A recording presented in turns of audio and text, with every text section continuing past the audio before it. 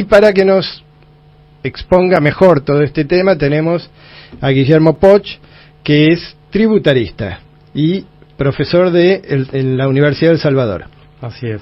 Bienvenido, Guillermo, ¿cómo estás? ¿Cómo andas, Alejandro? ¿Cómo va, Roxana? ¿Todo bien? Bien, ¿cómo estás? Gracias por haber venido. Por favor. Antes que nada, digamos, ¿no? Ya creo que ya existe una ley en la cual se penaliza los bienes que no están en las declaraciones juradas. Totalmente, o sea, cuando uno de manera incorrecta declara bienes, sea por acción u omisión, uno es sancionado y dependiendo de la situación, inclusive puede aplicarse una norma que es de carácter penal, ¿sí? O sea, y acá esta norma que vos comentabas, Alejandro, que se está intentando proponer desde el Senado, lo que intenta es que aquellos que tenían bienes declarados los puedan exteriorizar, como también alguien que no está dispuesto a declararlos o no pensaba, y alguien pudiese brindar esa información al fisco si se lo encuentra en definitiva esos bienes. Hay una figura de llamarlo de colaborador, o como distintas maneras se los puede decir, que llevaría a que esos bienes sean reconocidos. Y hay distintas alícuotas en el momento que se terminan reconociendo, entre el 20 y el 35%. Pero es como vos indicás, que lo que ciertos patrimonios que oportunamente no fueron declarados, a partir de la sanción o de la entrada a vigencia de esta norma, podrían ser declarados. A ver, vamos por partes. Hasta ahora, sin esta ley, ¿qué pasa si a una persona le encuentran un departamento en Madrid que no tenía declarado? Y se lo encuentran. Después vamos a ver cómo se lo encuentran, pero se lo encuentran. ¿Qué pasa con ese bien? Bueno, ahí lo que sucedería es que el fisco, a partir de una fiscalización, lo encuentra y el contribuyente, por así decirlo, tiene dos alternativas: o reconocerlo en el transcurso de esa fiscalización, o con posterioridad, si quiere defenderse en otro ámbito, ¿sí? Dependiendo en el momento que suceda, pueden resultar de aplicación o no sanciones. O sea, si ya inició la fiscalización, resultan de aplicación sanciones. Y dependiendo los montos de que se omitieron oportunamente, pueden aplicarse normas que tienen carácter penal. Si uno omitió gravamen por arriba de 1.500.000 pesos de impuestos, llámese impuesto a las ganancias, un adoquín en Madrid vale más que 1.500.000 pesos. De impuestos, de impuestos. Ok. O sea, la omisión de... Pero digamos, ese departamento, viene la FIP y dice: señor, usted tiene un departamento en Madrid, que no está en la declaración jurada. Por lo tanto, tiene que pagar un impuesto con la penalidad ¿de cuánto? De 100%, si es que uno no... ¿100% del valor del departamento? Del impuesto emitido. Del Siempre impuesto, que hablamos... Ok, ¿y cuánto sería el valor? De acuerdo a la evaluación fiscal. Claro, y depende del impuesto, porque, mira, sucede algo muy interesante, Alejandro.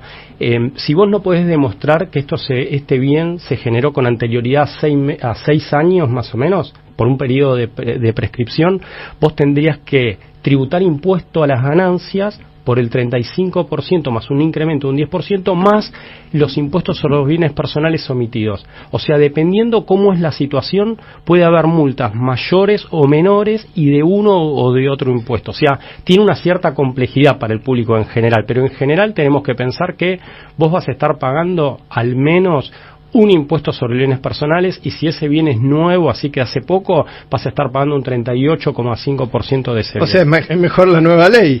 Totalmente. Que paga 20%. Bueno, ahí está el tema. Mira, es interesante algo que vos estás diciendo, es lo siguiente. Hay una cierta crítica de que la alícuota parece cara, ese 20%, porque todos nuestros sinceramientos siempre estuvieron por debajo de eso. Claro. Pero en definitiva a alguien le puede resultar conveniente ese 20%. O sea, desde la profesión muchas veces estamos criticando: es alta la alícuota para atraer gente, pero en ciertas circunstancias es barata la alícuota del 20%, inclusive la del 35%. A ver, vamos a poner un ejemplo. Vamos a ponerla acá a Roxana, que tiene una cuenta en las Seychelles. Pobre Sí. Roxana, ¿no? Justo en las Seychelles, ¿no? Donde no ya sabemos quién podría tener cuenta. Sí. $100.000. Sí. No, en vez de Seychelles lo vamos a poner en Estados Unidos, que es más, se acerca más a los argentinos, que algún argentino podría tener una cuenta de $100.000 en Estados Unidos que no declaró. Y está en un Banco of America, que es uno de los más conocidos. ¿Y cómo se entera la FIP de esa cuenta? Ahí hay a partir de esta figura se pudiese enterar o por cualquier circunstancia pudiese haber muchas, o sea, situaciones de que el fisco pudiese tomar conocimiento. El fisco lo detecta, inicia una fiscalización y a Roxana le va a decir, vos tenés $100.000.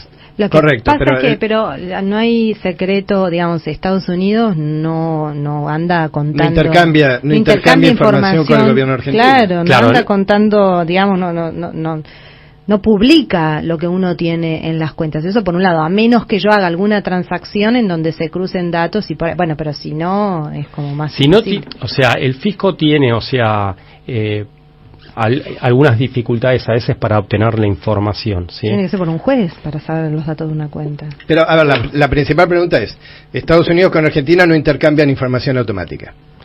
Sí, perfecto.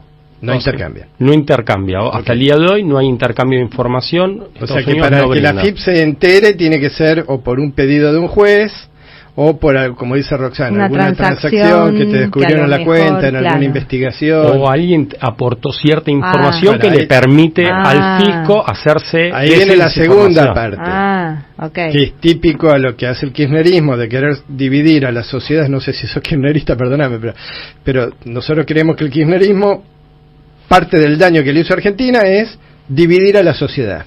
Estábamos hablando recién con Ángel Rosas, que es el ex gobernador de Chaco, radical, que hay una grieta en la sociedad que ellos quieren unir. Bueno, esa grieta, que dejémoslo claro, no empezó con el gobierno de Macri, la grieta empezó desde antes de que Macri sea presidente. Ya la grieta era kirchnerismo ante kirchnerismo. Entonces, es un término que acuñó, creo que fue Jorge Lanata. Sí. Era así la grieta en la sociedad, kirchnerismo ante kirchnerismo. Bueno, acá el kirchnerismo lo que quiere hacer es volver a dividir la sociedad y que hermanos que no se llevan bien se acusen ante la FIP mutuamente. Sí, o sea, esa figura puede ser hasta inclusive cuestiones personales, o sea, no necesariamente hasta pudiese haber un divorcio o algo en el medio de que puede dar para muchas situaciones que inclusive hasta pudiese haber, no va a suceder, pero hasta alguien que tuviese conocimiento de ámbito profesional o no, y ahí lo que hay que entender de esa figura que es objetable es que podría haber vulnerarse determinados secretos profesionales o algo que hasta pudiese traer situaciones así que generen contiendas. Esa figura me parece que no resulta conveniente. Uno cuando sanciona una ley, lo que mejor te conviene es que nadie esté en desacuerdo, porque en definitiva entrar en el ámbito de la justicia es hacerle gastar recursos al Estado por cosas que se pudiesen resolver de manera previa. O sea, ahí esa figura tiene sus puntos de vista como para hacer una crítica, ¿se entienden? Así como Argentina y Estados Unidos no intercambian información, ¿qué pasa con Europa? Nosotros con Europa tenemos muchos países con los cuales tenemos algo que se llaman convenios para evitar la doble imposición, que tienen intercambios de información. Y por sobre eso hay un régimen de información, o sea, multilateral, establecido por la OCDE, en donde ciertos países van brindando información y el fisco lo tiene. De hecho, te puedo decir, hay muchas fiscalizaciones que hoy están en curso que tienen origen en esa información que el fisco se hizo de otros países, inclusive de paraísos fiscales. Hay en curso fiscalizaciones, o sea, el fisco cada vez más intercambia información. Todos los fiscos en líneas generales están intercambiando información. Bueno, ahora justo Argentina fue aceptada como país de la OCDE y vos decís que va a empezar a informar sobre cuentas, qué sé yo, que un alemán puede tener acá o que un francés puede tener acá, y al mismo tiempo le van a brindar a Argentina información. Pero algunos bancos se aferran a la privacidad. O sea, no es automático. A mí me parece que no es automática la información, sino que sí, si la pide un juez, bueno, hay un pedido especial que incluso tarda años en que te den la información, pero ¿es automático? Hay en situaciones, o sea, a partir de estos, hay todo llamémoslo, modificaciones a nivel del derecho tributario internacional, y lo que los fiscos están tratando de hacer cada uno es obtener las rentas que se les genera.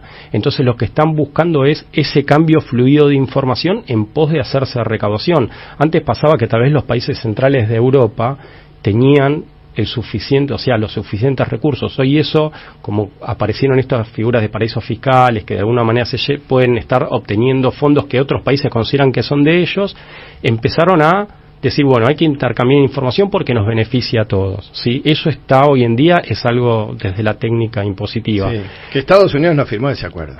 Claro, tal cual, esa es la particularidad, y si nosotros prestamos atención, acá lo que se está diciendo es como que se quiere que el gobierno obtenga esa información de Estados Unidos en pos de poder recaudar de cuentas no declaradas. Estamos de acuerdo, pero también Estados Unidos muchas veces lo usa como una herramienta de alguna manera de presión, de si brindo o no brindo la información, sos amigo mío, no sos amigos míos. Entonces toda esa situación son cuestiones que a veces hay también cuestiones políticas en materia tributaria. Uno puede desentenderse de que los impuestos tienen una faz política muy importante. ¿Y vos lo ves políticamente viable esta ley?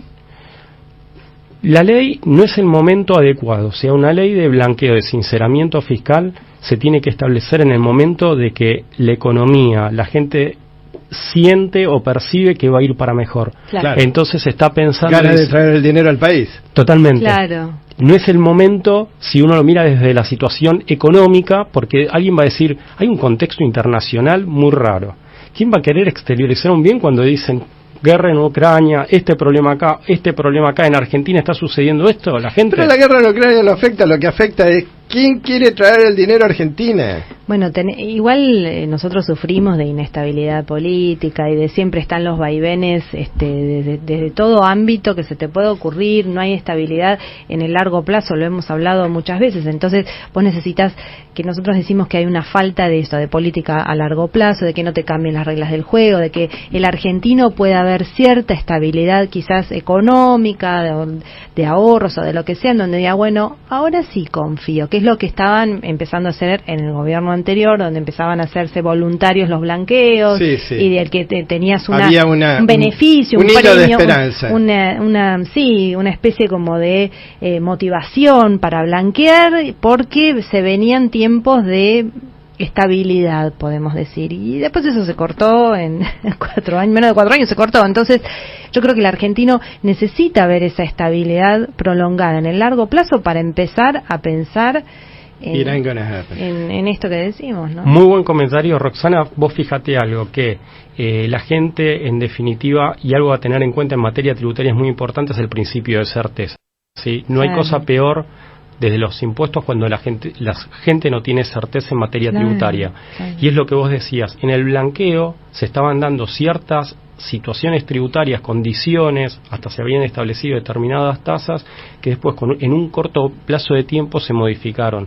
Entonces, hoy en día, cuando vos pongas sobre la mesa un posible blanqueo, ponele que la ley entrara en vigor, la gente va a decir, pero si hace 4 años o 6 años, 2016, teníamos esta situación y después me cambiaron las reglas del juego. Pero todo el año, toda la vida te cambian en Argentina. Sí, desde que tengo uso de razón. Y es más, eso le va a jugar en contra al próximo gobierno, porque si el próximo gobierno llega a ser un radical, tampoco le van a creer que va a durar más de 4 años, por lo tanto la gente no va a traer el dinero y estamos así. Para lograr eso creo que se necesita esto, de mínimo, decir 10 años de estabilidad como para... Como prometió Ángel Rosas. Como para empezar a hablar, si no es muy difícil.